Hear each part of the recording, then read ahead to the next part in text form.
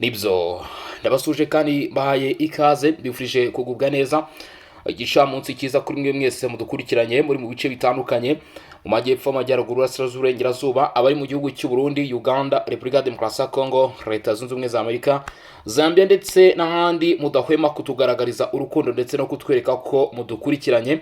Bahaye ikaze ku buryo burambuye kuri uyu muyoboro wacu tubagezaho amakuru. Tugiye kwerekeza mu bice bitandukanye bya Repubulika Demokarasi ya Kongo ahakomeje kumvikana ibitero bikomeye cyane ndetse n'imirwano idasanzwe irimo kumvikana mu duce tugiye dutandukanye.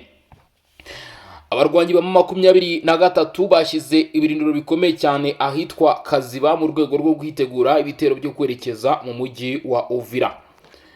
Andi makuru y'ingenzi amaze kutugeraho aremeza ko nyuma y'ibitero bikomeye cyane byakomeje kugabwa mu nkengero za Rubaya kuri ubu Wazalendo bamaze gufata agace kegereye Rubaya muri kilometero nkeya cyane bafatanyije n'igisirikare cya leta ya Repubulika Demokarasi ya Kongo ndetse n'ingabo z'u Burundi.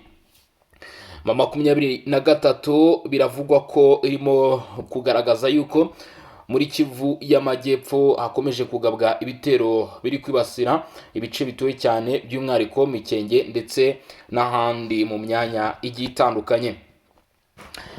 Wazalendo bashyize hanze amakuru avuga yuko muri teritwari ya Walikale hari kugaragara imyiteguro y'umutwe wa 23 bashinja gushyigikirwa n'ingabo z'u Rwanda mu gutegura ibitero bigamije kwigarurira igice cya Pinga. Goma Nyiragongo abarwanyi ba M23 bashyize hasi ibikoresho bahungira mu gihugu cy'u Rwanda nk'uko ayo makuru ari guturukayo arimo kutugeraho. Muri Rucuru biravugwa ko AFC M23 ikomeje kugorwa naho n'imyiteguro ikomeye kandi idasanzwe y'ibitero bya Wazalendo babarizwa muri kino gice bishobora kwibasira imyanya y'ababarwanyi ba M23. Leta Zunze Ubumwe za Amerika zashimangiye icyemezo cyo kuvanwa kw'ingabo z'u Rwanda ku butaka bw'uburasirazuba bwa Kongo ndetse bizeza iki gihugu ko ikibazo kibamangamiye aricyo FDLR kugeza kuri ubu ngubu vuba bidatinze kigomba kuvugutirwa umuti, aho basabye Repubulika Demokarasi ya Kongo kwitandukanya n'uyu mutwe. Ayo makuru yose ndetse n'ayandi tugiye kuba twayava imuzi n'umuzingo turebe uko byifashe mu bice bigiye bitandukanye. Nyemerera ariko mbere gato yuko twinjira mu makuru ku buryo burambuye ubanze unkanire subscribe cyangwa se sabone.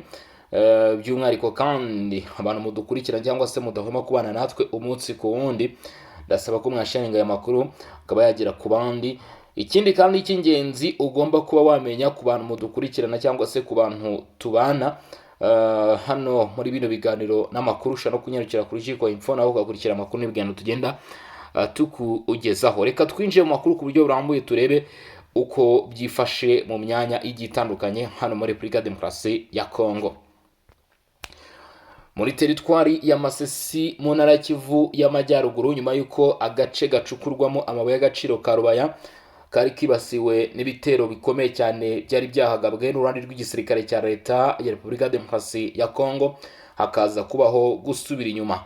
Ubu amakuru arimo turuka muri aka gace aremeza ko abarwanyi ba AFC M23 bongeye guhura n'uruva gusenya nyuma yo gushushubikanwa mu buryo budasanzwe.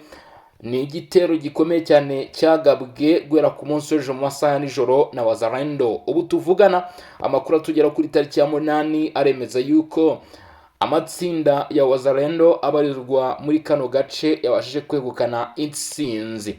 Biravuga ko Nkokwe ndetse n'uduce duturanye nayo twigaruriwe n'abawazalendo. Kuri ubu kandi amakuru aturuka muri ibi bice aremeza neza nta gushidikanya ko abarwanyi bo mu mutwe wa M23 baguye ku buryo budasanzwe n'ibitero byagabwe hano i Rubaya, nyuma y'uko kandi bitangazwa yuko ibisasu bya FC M23 byari biri muri kino gice bigera kuri 5 byarashwe n'uruhande rw'igisirikare cya leta ya Repubulika Iharanira Demokarasi ya Kongo hifashishijwe indege zitagira abadereve no kuvuga drones nk'uko aya makuru arimo kutugeraho. Bivugwa ko izi drone zarashe ibi bisasu byagombaga kwifashishwa mu kugaba ibitero kuri Wazalendo, bityo biha amahirwe iyi mitwe kwegukana ndetse no kwigarurira imyanya igiye itandukanye hano muri tuno duce. Amakuru aturuka muri teritwari ya Masisi aravuga yuko hatigeze hamenyekana umubare nyirizina w'ababa baguye muri bino bitero byagabwe hano muri Rubaya, ariko amakuru akavuga ko hakurikijwe ibice byafashwe cyangwa se byigaruriwe ndetse yewe n'ubushobozi bifite cyangwa se n'uburyo bikonta kuri Rubaya, bishoboka ko abarwanyi bafite 23 bemeye gutakaza iki gice ari uko babona ko barimo kugorwa cyangwa se barimo gutakaza umubare mwinshi cyane w'abarwanyi. Rubaya kuri ubu ngubu biravuga ko isaha iyo ari yose yaje kumvikanamo urusaku rw'intwaro ziremereye, ndetse bigatangazwa ko byaketswe ko hari ibisasu biremereye byaba byatewe n'uruhande rw'igisirikare cya leta ya Repubulika ya Demokarasi ya Kongo bikarangira bigeze muri kano gace. Icyakoza amakuru arahamya neza ko hataramenyekana mu by'ukuri niba hari bimwe mu bice byo muri Rubaya byaba byarashwemo ibyo bisasu nyuma y'uko uduce tukwegereye kino gice kizwiho ubucukuzi bw'amabuye y'agaciro kirashweho ku buryo buteye ubwoba n'uruhande rwa Wazalendo. Amakuru akomeje gushyirwa ahabona cyangwa se hanze n'itsinda ry'igisirikare cya leta ya Repubulika ya Demokarasi ya Kongo kandi aravuga yuko uwitwa Maître Hertien Gashugi, uyu akaba ari umuvugizi w'abarwanyi ba Wazalendo CMCFDP bakorera muri teritwari ya Walikale mu ntara Kivu y'Amajyaruguru, yashimangiye ko bamaze kwakira amakuru avuga neza ko muri teritwari ya Walikale abarwanyi ba 23 ndetse n'ingabo bakorana bivugwa ko ari ingabo z'igihugu cy'u Rwanda ngo baba barimo gutegura igitero gikomeye cyane gishobora kwibasira aho bita Pinga. Amakuru avuga ko nk'uko tuyakesha Hertien Gashugi, Maître watangaje byinshi ku bijyanye no kwihuza ndetse no kwikusanya kw'abarwanyi ba 23, biravuga ko uyu mutwe wifuza kwigarurira umujyi wa Pinga ufatwa nk'umujyi ukomeye cyane muri teritwari ya Walikale, ariko kandi bikavugwa ko AFC 23 yakomeje kuzana ibikoresho ndetse n'abarwanyi benshi cyane hafi n'uyu mujyi wa Pinga mu bindiro bagenzura, akaba ibyo bishingirwaho hatangazwa amakuru yuko zino nyeshyamba za 23 ku bufatanye n'ingabo bakorana baba barimo gutegura ibitero bikomeye cyane bishobora kwibasira umujyi wa Pinga. Gusa Wazalendo basabye ingabo z'igihugu cya Repubulika ya Demokarasi ya Kongo arizo FARDC ndetse n'abaturage kuba maso nk'uko byumvikanye muri buno butumwa bwatangajwe. Bavuze ko babonye ibikoresho byinshi cyane ndetse n'abarwanyi begerezwa muri tuno duce, bigakekwa ko yaba ikibyihishe inyuma ari ugutegura ibyo bitero bikomeye cyane bishobora kugabwa kuri aka gace ka Pinga. Gusa icyakoza uyu murwanyi wa Wazalendo yatangaje ko we na bagenzi be kuri ubu biteguye kandi bahagaze neza mu rwego rwo kwitegura gushyira hasi itsinda ry'abarwanyi ba 23 barimo gutegura kugaba ibitero muri tuno duce. Uyu muvugizi wa Wazalendo CMC ibarizwa muri teritwari ya Walikale yavuze yuko ibikoresho byazanwe muri tuno duce bikekwa ko nta kindi kintu byaba byaraje gukora usibye gutegura ndetse no kugaba ibitero aha muri aka gace. Amakuru y'ingenzi arimo kutugeraho avuga yuko abarwanyi bo mu mutwe wa 23 bakomeje kugaragaza ndetse no kwerekana ishusho yo kwagura ibice bagiye bigarurira, ariko amakuru agatangazwa yuko mu by'ukuri zino nyeshyamba z'umutwe wa 23 mu bitero barimo kugerageza gutegura bitigeze bitanga umusaruro. Ibyo kandi birashingirwaho mu makuru ari guturuka muri Kivu y'Amajyepfo. Mbere ko tureba ibyo AFC mu 23 yatangaje Mikenge, biravuga ko ibirindiro bya FARDC biri ahitwa Mikenge muri Kivu y'Amajyepfo byaje kwibasirwa n'igitero gikomeye cyane cy'indege ya kamikaze y'abarwanyi ba 23 kuri uno munsi wa none, nyuma y'uko uyu mutwe watangaje yuko mu by'ukuri hano hagabwe ibitero byibasira abasivile. ubu tuvugana FARDC ikaba yaje gusubiza ndetse no guhangana n'unomero w'ibitero by'indege bya 23 gusa. Kuri ino nshuro bishoboka ko uruhande rw'igisirikare cya leta ya Repubulika ya Demokarasi ya Congo nabo baba batangije ibitero bikomeye cyane ku mutwe wa 23, kuko amakuru ari kutugeraho kugeza kuri ino saha aremeza ko muri kino gice harimo kumvikana amasasu, kandi bikavugwa ko ngo yibasiye ibice bigenzurwa n'umutwe wa AFC mu 23. Amakuru amaze gushyirwa hanze n'umuvugizi w'inyeshyamba za 23 aravuga ko abasivile babiri ngo bapfuye, abandi benshi barakomereka mu gitero kibasiye cyangwa se cyagabwe hano mu Minembwe. Yavuze uduce twa Irundu ndetse no bita Basita ngo nitwo duce twagabwemo ibitero by'indege. Reka twumve ibyo uyu murwanyi amaze gutangaza.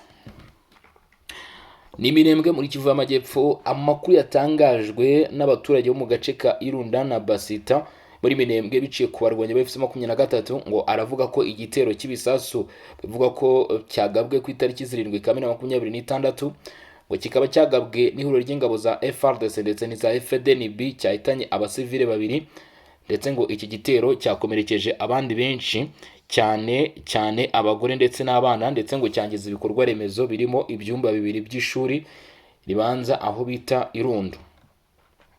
Nkuko amakuru abigaragaza, iki gitero cyabaye mu gihe abaturage bari mu bikorwa byabo bya buri munsi, bituma benshi ngo bafatwa cyangwa se ibi bitero bibatungura. Abatangabuhamya bavuga ko ngo ibi bisasu byaguye ahari abaturage n'ibikorwa remezo by'abasivile bikurikiranwa n'akaduruvayo k'ubwoba ndetse bukomeye mu baturage, aho bageragezaga guhungana no kwihisha. Izi nyeshyamba zikomeza zivuga ko zabashije kwakira raporo ku bahitanwe na kino gitero, aho umutwe wa 23 umaze kuvuga ko muri raporo bakiriye igaragaza ko abantu babiri bamaze kwemezwa ko bapfuye, ngo amazina yabo akaba ari uwitwa Prince Runezerwa Mahiyabo. Uyu ngo akaba ari mu kigero cy'imyaka 19, yapfuye akigezwa ku bitaro bikuru aho bitaro z'Ikigeri Mazuru. Uyu ngo yapfiriye aho igisasu cyamusanze ngo cyahise kimuhitana. Abaturage bavuga ko umubare nyakuri w'abahitanwe n'iki gitero ushobora kwiyongera kubera ko hari abantu benshi bakomeje kuburirwa irengero, bigakekwa ko bashobora kuba biciwe muri bino bitero za drone. Ngo abakomeretse barimo abana bato. Mu bakomeretse ngo haba hamaze kumenyekana abagera kuri 7, bamwe muri bo bakaba bafite ibikomere bikomeye cyane ku buryo bikekwa ko bishobora no kuba byabahitana. Hari witabaje neza Murontusi, umwana w'imyaka 7 waje nawe gukomeretswa na bino bisasu wigaga mu mwaka wa 2 w'amashuri abanza, wakomeretse ku kuboko. Hakaba bitanzabakiza Ozie w'imyaka 12, umuhungu wa Rukema Alex ndetse na Nsabisaba Mutoni wakomeretse bikomeye mu ijosi, amaboko yombi ndetse no kuguru. Izi nyeshyamba zivuga ko witwa Nyasafari Chantal w'imyaka 29 nawe yakomeretse mu mutwe no ku bindi bice bitandukanye by'umubiri. Ngo akaba witwa Nyamahoro Nyankamirwa w'imyaka 54 wakomeretse amaguru yombi. AFC23 ivuga ko n'uwitwa Cyubahiro Fataki w'imyaka 18 nawe yakomerekeye muri bino bitero uri mu buryo bukomeye nyuma yo guterwa n'ibyuma byaturutse ku bisasu mu bice byinshi by'umubiri. Hakaba bita Tito Murengera w'imyaka 58 nawe ngo wakomeretse. Hari kandi undi muntu umwe utaramenyekana imyirondoro ye, ariko amakuru avuga ko ubuzima bwe buri mu kaga gakomeye, biteganyijwe ko amazina ye azatangazwa mu makuru mu by'ukuri aza kuba yakurikiyeho mu gihe imyirondoro iza kumenyekanye. Ku ishuri ribanza rya Irundu ngo ryangiritse. Inyeshyamba za 23 zivuga ko uretse ubuzima bwatakaye ndetse n'abakomeretse, iki gitero cyangije ibikorwa remezo by'abaturage. Amakuru avuga ko ibyumba bibiri by'amashuri byo ku ishuri ribanza rya Irundu byasenyutse ndetse ku buryo bukomeye, bikaba byangijwe n'ibi bisasu byaturikiye muri tuno duce. Abaturage bavuga ko ibi bishobora kugira ingaruka zikomeye ku burezi bw'abana bo muri aka gace, cyane mu gihe amashuri yari asanzwe ahanganye n'ibibazo by'umutekano muke. Hari ababuriwe irengero, nubwo ibikorwa byo gushakisha ababuze n'ubutabazi ngo bikomeje. Abaturage bavuga ko bikomeje kugorana kubera impungenge z'umutekano, aho bavuga ko hari abantu benshi bataraboneka, bikaba bituma imibare y'abapfuye n'abakomeretse itaramenyekana neza. abari muri aka gace bavuga kandi ko ibikorwa by'ubutabazi bikunze guhagarara kubera indege zitagira abapilote drones zikomeje kugaragara ziguruka hejuru y'akarere, ibintu bavuga ko bitera ubwoba bari gushakisha abarokotse n'ababuze. Ubu tuvugana biravuga ko ibitero bya drone nubwo bitongeye kurasa, ariko ngo hari drone zirimo zigaragara zinyura hejuru muri kino kirere. Mu gihe ibikorwa byo gushakisha no gutabara bikomeje, abaturage bavuga ko hari impungenge ko umubare w'abahitanwe n'iki gitero ushobora kwiyongera mu gihe hari ababikuriwe, hari ababirwe irengero n'abakomeretse barembye bakomeje kwitabwaho n'abaganga. Ibi akaba ari byavuzwe n'inyeshyamba z'umutwe wa 23 bavuga ko bahawe raporo ku bitero bikomeye byagabwe hano mu Minembwe. Andi makuru y'ingenzi aravuga ko ahitwa Nzibira ndetse harimo gushyirwa no kuvuga Kaziba, ngo harimo gushyirwa defense irimo kohereza abasirikare mu bice bya Minembwe bagamije kwerekeza mu gufata umujyi wa Uvira, nyuma yuko amakuru atangazwa yuko mu by'ukuri abarwanyi ba AFC mu 23 barimo gutegura igitero gikomeye cyane kuri Uvira. Gusa amakuru yatugezeho avuga ko hari intasi z'umutwe wa 23 zarashwe nyuma yo gufatirwa mu bikorwa by'ubutasi muri bino bice bifuza kugabamo ndetse barimo no guteguramo ibitero. Hanyuma rero ngo biza kubabera ihurizo rikomeye cyane kubera ko uruhande rw'igisirikare cya leta ya Repubulika ya Demokarasi ya Congo nta n'umwe bigeze barekura nk'uko birimo gutangazwa. Kuri ubu amakuru avuga ko umubare mwinshi cyane w'abarwanyi ba AFC mu 23 ukomeje gutikira mu bitero bya drone nyuma yuko igisirikare cya leta ya Congo FARDC cyatangije ibitero bikomeye cyane bigamije guhagarika burundu ndetse no gushyira hasi abarwanyi b'umutwe witwaje intwaro wa 23 mu duce tugiye dutandukanye. Goma ndetse na Nyiragongo biravuga ko abarwanyi ba AFC mu 23 batewe ubwoba n'ibikorwa birimo kuba nyuma yuko bivugwa ko hari abarwanyi b'umutwe wa 23 bashyize intwaro n'ibikoresho hasi barabita barahunga. Bivugwa ko ngo ibi bishobora kuba byatewe n'ubwoba aba barwanyi bagize nyuma yo kumenya umubare w'abarwanyi ba AFC 23 barimo gutakariza ubuzima ku rugamba ndetse n'inkomere zirimo kugaragara mu bitaro bigiye bitandukanye ndetse no mu bice bigiye bitandukanye birimo kuvurirwamo abarwanyi b'umutwe witwaje intwaro 23. Bikavuga ko bishobora kuba byabateye ubwoba bukomeye cyane bw'uko bashobora kuba nabo bahasiga ubuzima, bityo bafata iya mbere basiga ibikoresho byabo barahunga. Biravuga ko muri teritwari ya Nyiragongo ku gice cyegereye uruhande rw'u Rwanda ndetse na Repubulika ya Demokarasi ya Congo ariho hakomeje kugaragara ibikoresho bivugwa ko ari ibikoresho birimo gusigwa nabo mu mutwe wa 23 barimo kuva hano ku butaka bw'uburasirazuba bwa Congo, hanyuma rero abo bagahunga nk'uko aya makuru arimo kurushaho kugenda bitangaza. Gusa ntago higeze hamenyekana umubare w'ababa bahunze cyangwa se bavuye muri uyu mutwe wa 23 bagafata iya mbere bagahunga, ariko biravugwa ko iyi mibare bishoboka ko bashobora kuba atari bakeya nyuma yuko bavuga ko aba babonye ko hari ibitarimo kugenda neza cyangwa se hari ibitarimo gukurikizwa neza nk'uko aya makuru arushaho kugenda abitangaza. Rero mu makuru yandi arimo kutugeraho, itegeko nshinga rya Repubulika ya Demokarasi ya Congo rishobora guhindurwa ariko agahindurwamo ibika byinshi cyane.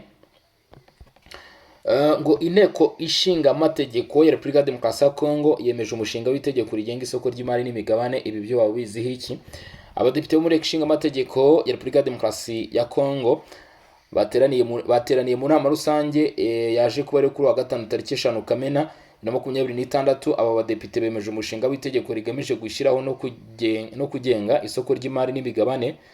Iri tegeko rishya rifatwa nk'intambwe ikomeye mu rwego rwo kuvugurura ubukungu bwa Repubulika ya Demokarasi ya Congo no gushyira uburyo bugezweho bwo gushora imari, aho ibigo n'abashoramari bazajya bagura cyangwa bagurisha imigabane n'izindi mpapuro z'agaciro ku isoko ryemewe kandi rigenzurwa n'inzego zibifitiye ububasha.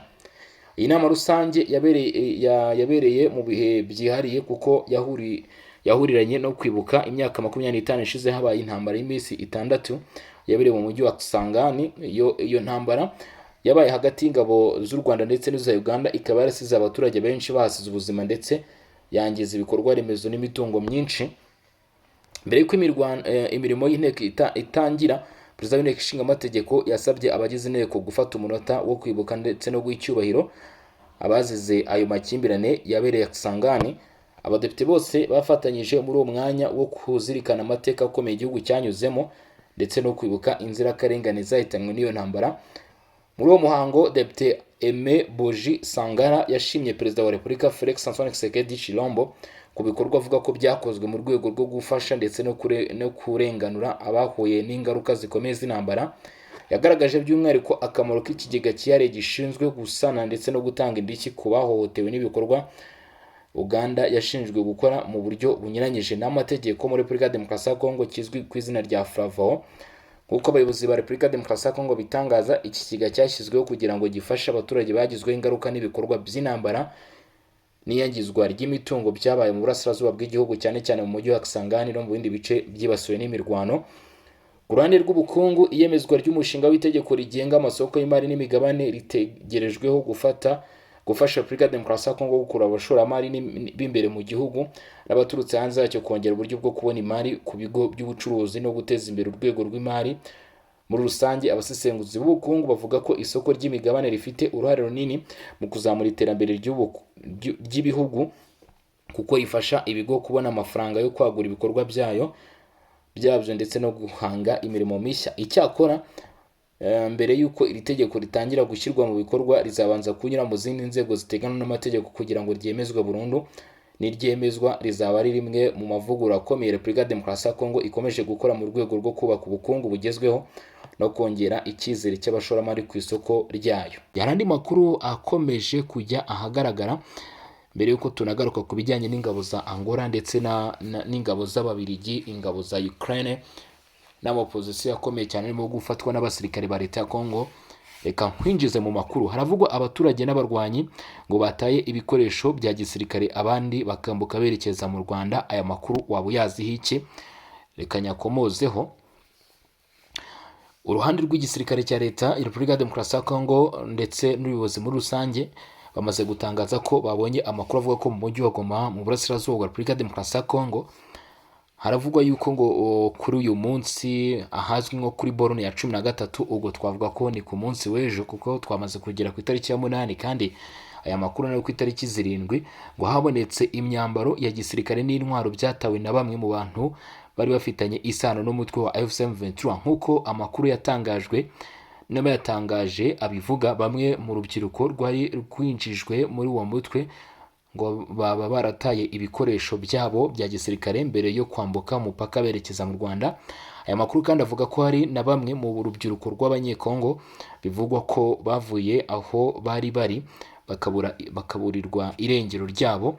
Abatangaje ayo makuru bavuga ko impamvu yaba iri inyuma y'iki gikorwa harimo ibibazo byo kutishyurwa imishahara, ibura ry'ibiribwa ndetse n'ubwoba buterwa n'igihombo cy'abarwanyi benshi bivugwa ko baguye ku rugamba mu minsi ishize mu mirwano yagiye iba.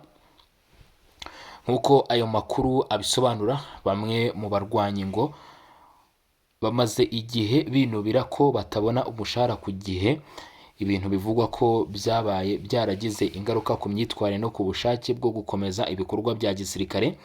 Hanavugwa ikibazo cy'inzara n'ibura ry'ibikoresho by'ibanze bikenewe mu mibereho ya buri munsi, ibintu byaba byaratumye bamwe batekereza kuva mu mitwe yitwaje intwaro. Ikindi gikunze kugarukwaho ni amakuru y'uko imirwano yabaye mu bihe bitandukanye yaba yarahitanye umubare munini w'abarwanyi, bikaba byarateye impungenge n'ubwo mu basigaye. Abo batangaje aya makuru bavuga ko uku gutakaza abantu benshi ku rugamba byagize uruhare mu gutuma bamwe bahitamo guhunga cyangwa kureka ibikoresho bya gisirikare. Ku ruhande amakuru akomeza avuga ko mu gace kegereye ikibuga cy'indege cya Goma, aho hasanzwe harangwa ibikorwa bya gisirikare n'abasirikare benshi, kuri ubu ngo hagaragara umubare muto cyane w'abarinzi. Abatanze aya makuru bavuga ko kuri ubu ngo hagaragara umusirikare umwe gusa ku irembo ry'icyo kibuga cy'indege, bitandukanye n'uko byari bisanzwe mbere. Gusa kugeza ubu nta rwego rwemewe rwaba urwa AFC/M23 cyangwa se urwa leta ya Kongo cyangwa urw'u Rwanda ruragira icyo rutangaza kuri aya makuru. Ntiharaboneka kandi ibimenyetso byigenga byemeza cyangwa bihinyuza ibyavuzwe ko ita ry'ibikoresho bya gisirikare ku guhunga kw'abarwanyi cyangwa se ku mpinduka zivugwa mu mutekano wo ku kibuga cy'indege cya Goma. Abasesenguzi bavuga ko mu bihe by'intambara n'amakimbirane amakuru nk'aya akwiye gufatanwa ubushishozi, kubera ko hari igihe amakuru atangazwa n'umuntu ariko akaba yaba abifitiyemo inyungu ze ku giti cye. Gusa hari amafoto yagaragajwe y'ibikoresho birimo ibisasu bya Launcher 7 ndetse n'ingofero ya gisirikare hamwe n'imyambaro bivugwa ko byatawe na bano barwanyi. Rero bivugwa ko baba bahunze urugamba nk'uko amakuru yatanzwe n'umwe mu bavuga ko babashije kuyahabwa, nyine yaje kubishyira hanze avuga ko aya makuru yahawe n'abaturage. Ikindi rero kirimo gutangazwa hano muri Repubulika Demokarasi ya Kongo, ingabo z'igihugu cya Angola zari zaraje hano muri Repubulika Demokarasi ya Kongo, biravuga ko zaba zazenze utwazo maze zirataha, ndetse kandi bikavugwa ko ingabo zigera ku abasaga 100 ari bo batashye ku mwuzo wa mbere nyuma y'uko baherutse kugera hano muri Repubulika Iharanira Demokarasi ya Kongo. Ntabwo hatangajwe impamvu yaba yihishe inyuma yo kuba aba basirikare bavuye hano muri Repubulika Demokarasi ya Kongo, ariko biratangazwa yuko mu by'ukuri bikekwa ko byaba ari ibibazo biri hagati yo kutumvikana ku bijyanye n'amasezerano uruhande rw'Kinshasa rwifuzaga ko akorwa ariko agakorerwa hanze y'igihugu, ndetse Angola yo ikaba yarifuzaga ko aya masezerano akorerwa muri Repubulika Demokarasi ya Kongo. Mu bijyanye n'ibiganiro kuri rero bavuga ko biturutse ku kutumvikana hagati y'impande zombi byaba ari byo byihishe inyuma mu by'ukuri yo gusubira inyuma kw'ingabo za Angola. Ariko nanone biravuga ko hari inama zikomeje kuba, kubera ko no ku munsi w'ejo biravuga ko hari inama yabaye yahuje uruhande rwa Kinshasa ndetse na Angola, aho bicaye ku meza baganira ibigomba kuba byakorwa. Gusa nanone bikavuga ko ubutaha kw'ingabo za Angola ziva muri Repubulika Iharanira Demokarasi ya Kongo byaba ari ikimenyetso simusiga kigaragaza cyangwa se cyerekana ishusho y'uko uruhande rwa Kinshasa rudafite gahunda y'ibiganiro cyangwa se rwamaze kuva mu murongo w'ibiganiro. Akaba ariyo mpamvu Kinshasa yaba mu by'ukuri yaratangaje byinshi ku bijyanye na Angola, noneho Angola igasuzuma ikabona ko itagikenewe cyangwa se ibyo yaharaniraga ko bikorwa ikabona ko Kinshasa itazigera bikora, bityo igafata iya mbere yo kwivira hano muri Repubulika Demokarasi ya Kongo hakiri kare, cyangwa se navuga ko inzira zikigendwa. Amakuru ahamya neza yuko kuri ubu ngubu cyangwa se kugeza amagingo aya ngaya ibyo biremezwa, kubera ko ubu tuvugana Angola ubwo yari irimo ikura ingabo zayo muri Repubulika Demokarasi ya Kongo, biravuga ko ngo zaje kubisikana n'abaturutse muri Ukraine ndetse n'abandi baturutse mu Bubiligi batumijweho na Repubulika Iharanira Demokarasi ya Kongo, abaje gutanga umusada cyangwa se gutanga ubufasha ku bijyanye n'imikoranire hagati na Repubulika Demokarasi ya Kongo. Biravuga ko ngo aba bitezweho kuzajya bafasha FARDC gukurikirana amapozisiyo agiye atandukanye yahabera imirwano cyangwa se yahakorerwa urugamba, ariko ku bijyanye no gushyiraho ibisasu biremereye cyangwa se biravugwa ko abangaba bifashishwa mu kuzajya bamenya imyanya izajya ishyirwamo ibibombe cyangwa se ibitwaro biremereye by'igisirikare cya leta ya Repubulika Demokarasi ya Kongo, kubera ko ngo FARDC yamaze gutangiza uwo murongo wo gushyiraho ibitwaro mu bice bigiye bitandukanye. Kuri ubu amakuru avuga yuko hari abagera ku baturutse mu Bubiligi 7 ndetse n'abandi baturuka muri Ukraine bataramenyekana.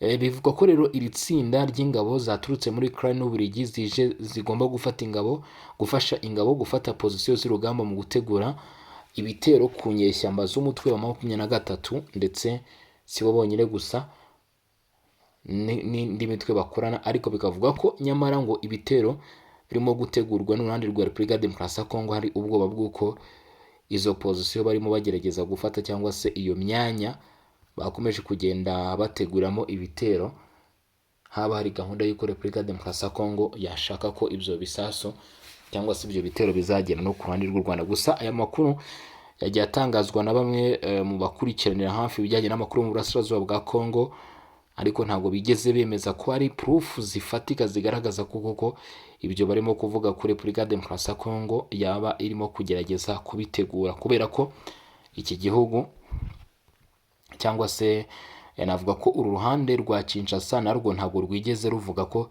ibyo bigeze babitegura cyangwa se bigeze bagerageza kubishyira mu bikorwa, ariko amakuru y'ibijyanye no gutegura urugamba ku ruhande rw'igisirikare cya leta ya Repubulika ya Demokarasi ya Kongo byo birimo biragenda bitegurwa cyangwa se byakomeje kugenda bikorwa.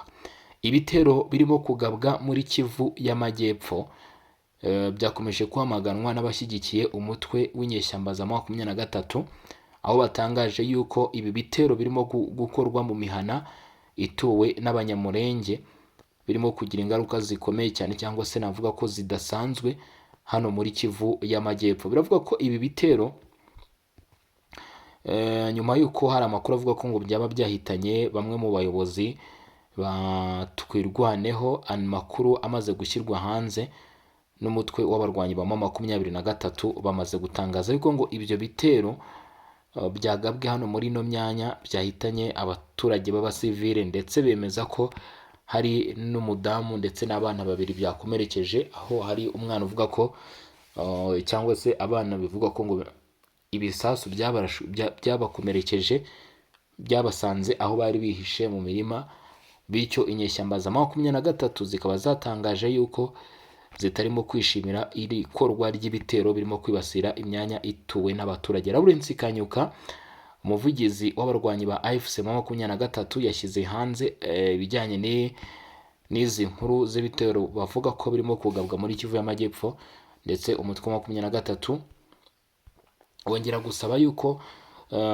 amahanga n'isi yose bahaguruka bakarwanya ibi bitero bavuga ko ari iby'igisirikare cya Repubulika ya Demokarasi ya Kongo birimo kwibasira imyanya ituwe n'abaturage mu bice bigiye bitandukanye. Gusa abenshi bakavuga ko ni muri bwa buryo nyine bwo guca igisirikare cya 23 intege, ariko nanone ntabwo byumvikana guca intege igisirikare wibasira ibice bituwe n'abaturage. Abasivile babiri ngo bishwe, abandi 7 barakomereka nyuma y'ibisasu byarashwe mu duce twa Bidegu ndetse na Irundu. 23 ikavuga ko ibyo bisasu byarashwe bitarobanura cyangwa se byarashwe no mu baturage. Ibirori bikaba byabaye ku cyumweru tariki 7 Kamena hagati ya saa 9:15 na saa 9:50 z'amanywa, nibwo havuzwe ibitero by'ibisasu byagabwa mu duce dutuwe cyane Bidegu ndetse na Irundu, aho amakuru aturuka ku ruhande rwa FM23 avuga ko cyakozwe n'ingabo zifatanyije na leta ya Repubulika ya Demokarasi ya Kongo. Ni ukuvuga icyo gitero nk'uko aya makuru abivuga, icyo gitero ngo cyahitanye abantu 2 b'abasivile, mu gihe abandi 7 bahakomerekeye bikomeye. Mu bakomeretse harimo abagore n'abana, ibintu byatumye abaturage bo muri utwo duce bagira ubwoba, ndetse bamwe batangira guhunga ingo zabo bashaka ahantu hatekanye bakwegeye ku musaya. Muri uko guhunga rero biravuga ko hari bamwe bagiye bahura nabyo. Aho igitero cyabereye ni ahantu hasanzwe hatuwe n'abaturage benshi nk'uko bikomozwa n'inyeshyamba za 23, bityo kuba ibisasu byaraguye muri utu duce ngo bikomeze guteza impungenge ku mutekano w'abasivile. Abaturage bavuga ko ibikorwa by'intambara bikomeje kubagiraho ingaruka zikomeye, birimo gutakaza ubuzima, gukomereka ndetse no gusenyerwa ibyabo. Bikavuga ko abaturage babayeho mu bwoba hakurikijwe amakuru yatanzwe n'inyeshyamba. Ku ruhande rwatangaje aya makuru rwamaganye icyo rw'isi ibitero bigabwa ku baturage b'inzirakarengane, ruvuga ko bikomeje guteza ibibazo by'ubutabazi n'uburenganzira bwa muntu mu bice byibasiwe n'imirwano. Rwanagaragaje ko hakenewe ko amahanga n'imiryango mpuzamahanga ikurikirana iby'iki kibazo by'umwihariko kugira ngo harindwe ubuzima bw'abasivile. Icyakora kugeza ubu nta tangazo rirashyirwa ahagaragara n'ubutegetsi bwa Kinshasa cyangwa n'igisirikare cya FARDC rigira icyo rivuga kuri aya makuru cyangwa ngo risobanure ibyavuzwe kuri kino gitero barimo gushinjwa na FM23, mu gihe amakuru ava ku mpande zihanganye akunze kuvuga ko mu by'ukuri ibi bitero bavuga ko ngo hari ibitero bigabwa n'abarwanyi ba FC23, ariko umutwe wa 23 wakunze kuvuga kenshi ko ibi bitero birimo bibangamira abaturage mu bice bigiye bitandukanye byo muri Kivu y'Amajyepfo ndetse n'ahandi mu yindi myanya igiye itandukanye. Haracyategerejwe rero iperereza ririmo gukorwa kugira ngo hamenyekane byinshi byihishe inyuma kuri ano makuru. Muri teritwari ya Walikale, kano gace karimo kuvugwamo amakuru y'imirwano, naho urugamba rwongeye kugerayo cyangwa se rwongeye kuba rwaba imberenge mu buryo bugaragara. Hari amakuru ari kugaragara imbere yacu hano, ngira ngo nabyo mbikomozeho. Ibyo muri Walikale ibyo ni ibiki? Wazalendo bavuga ko bagabye igitero cyateye igihombo ku nyeshyamba z'umutwe wa 23 ahitwa Walikale muri Kivu y'Amajyaruguru. Abarwanyi ba Wazalendo batangaje ko bagiranye imirwano ikomeye n'abo bavuga ko ari inyeshyamba z'umutwe wa 23 bashinjwa gufashwa n'ingabo z'u Rwanda aho bita Ihura mu teritwari ya Walikale kuri iki cyumweru tariki 7 Kamena. Bivuga ko aribwo ibi bitero byagabwe na Wazalendo. Nk'uko amakuru yatangajwe na Wazalendo bivuga ngo iyo mirwano yabaye nyuma y'icyo bise igerageza ryo kwagura ibirindiro ndetse no kurenga imirongo y'ubwirinzi yari isanzwe igenzurwa n'impande zihanganye muri ako gace gafite akamaro mu bikorwa bya gisirikare muri Kivu y'Amajyaruguru. Wazalendo bavuga ko muri iyo mirwano bashoboye guteza igihombo gikomeye ku ngabo bahanganye nazo. Icyakora nta mibare irambuye y'abaguye cyangwa se abakomeretse yatangajwe, kandi ayo makuru ntarigera yemezwa n'ahandi, gusa Wazalendo bamaze kubyemeza. Ihura aka gace ka Ihura kari mu bice bimaze igihe birangwamo ibikorwa bya gisirikare ndetse n'imirwano ihuza impande zitandukanye ziri mu ntambara mu burasirazuba bwa Kongo. Iyo mirwano ikunze kugira ingaruka ku baturage, harimo guhunga ingo zabo, guhagarika ibikorwa by'ubukungu ndetse no kwiyongera ku bibazo by'ubutabazi. Kugeza ubu nta tangazo rirashyirwa ahagaragara n'u Rwanda cyangwa se n'umutwe wa M23 rigira icyo rivuga kuri ibi birego bya Wazalendo. Kubera iyo mpamvu amakuru yatangajwe mu by'ukuri bivugwa ko hari yatangajwe na Wazalendo. Abasesenguzi mu bijyanye n'umutekano bavuga ko imirwano ikomeje kubera mu turere twa Walikale, Masisi, Rucuru ikomeje kongera umwuka mubi mu burasirazuba bwa Kongo, aho ibikorwa bya gisirikare bikomeje kubangamira gahunda zose zigamije gushaka amahoro arambye muri aka karere. Mu gihe impande zitandukanye zikomeje gutangaza intsinzi ku rugamba, abaturage bo bakomeje kuba bahura n'ingaruka zikomeye z'intambara, zirimo gutakaza ubuzima, kwimurwa mu byabo ndetse no kubura serivisi zigiye zitandukanye zibanze. Hari impungenge ko niba imirwano ikomeje kwiyongera, ikibazo cy'ubutabazi n'umutekano w'abaturage gishobora kurushaho gukomera hano muri Kivu y'Amajyaruguru.